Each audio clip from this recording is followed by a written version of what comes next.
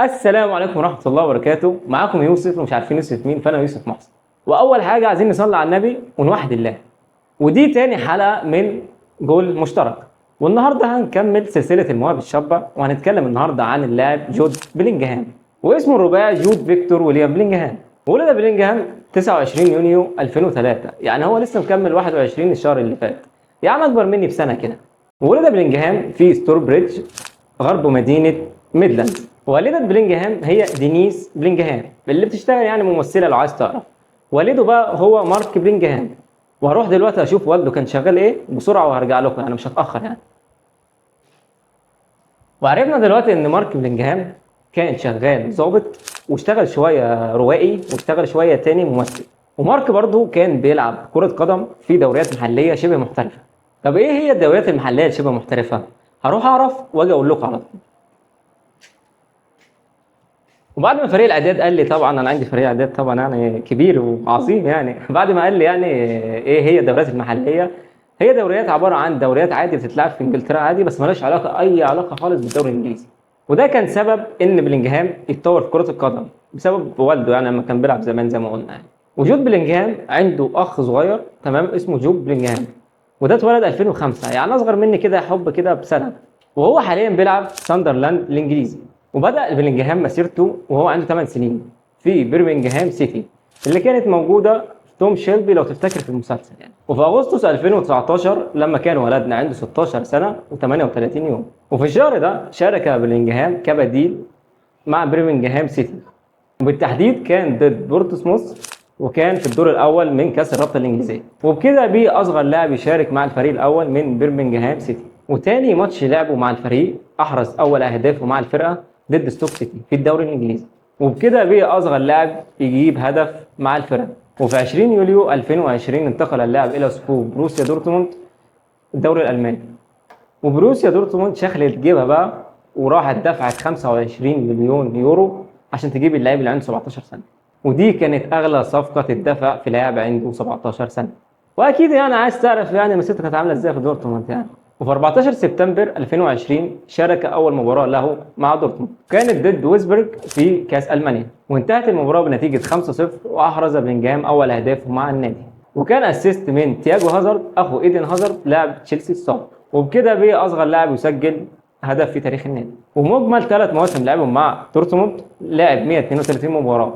وفي الثلاث مواسم بلينجهام قدم للفرقه 49 مساهمه، 25 جوال، و24 اسيست. وما تقلقش يعني هو كسب حاجات مع النادي، وكسب مع النادي كاس المانيا في موسم 2021. وبالنسبه لجوائزه الفرديه خد افضل لاعب شاب في موسم 21 22 وموسم 22 23.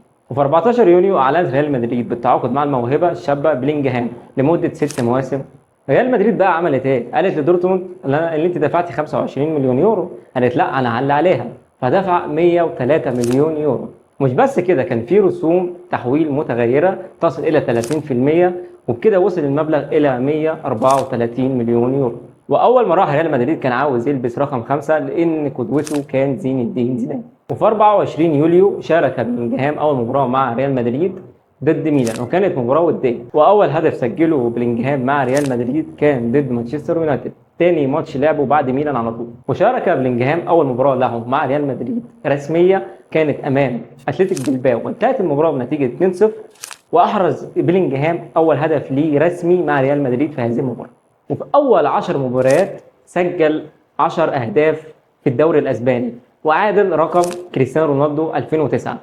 انت متخيل اللي هو عادل كريستيانو رونالدو ايام 2009، وانت يعني ما ادراك 2009 نسخه كريستيانو زمان يعني. وفي الجوله 11 كانت مباراه ضد برشلونه، وانتهت المباراه بنتيجه 2-1 لريال مدريد، واحرز بلينجهام هدفين، وكان اول هدفين يحرزهم مع الفريق في الكلاسيكو عموما.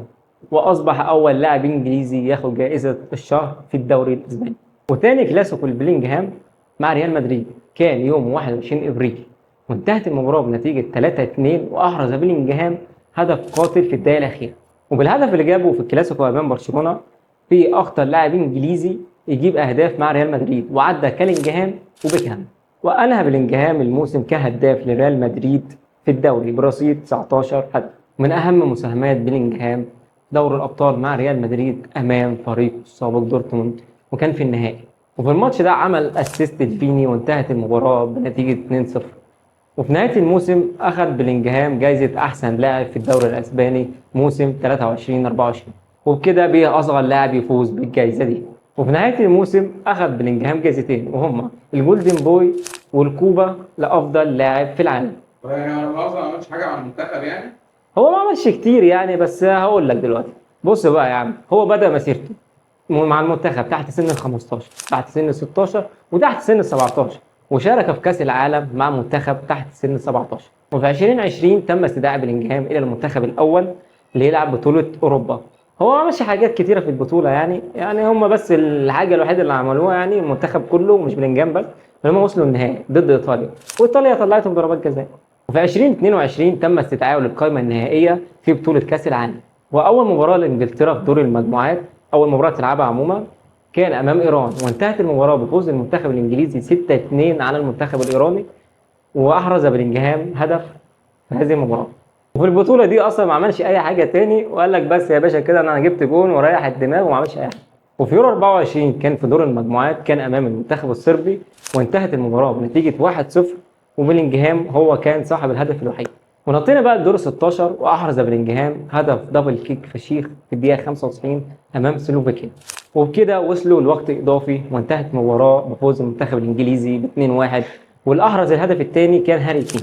بس يا سيدي كده خلصنا حلقتنا النهارده من جول مشترك. ما تنسوش تعملوا لايك وشير وسبسكرايب للقناه وتفعلوا زر الجرس. سلام عليكم.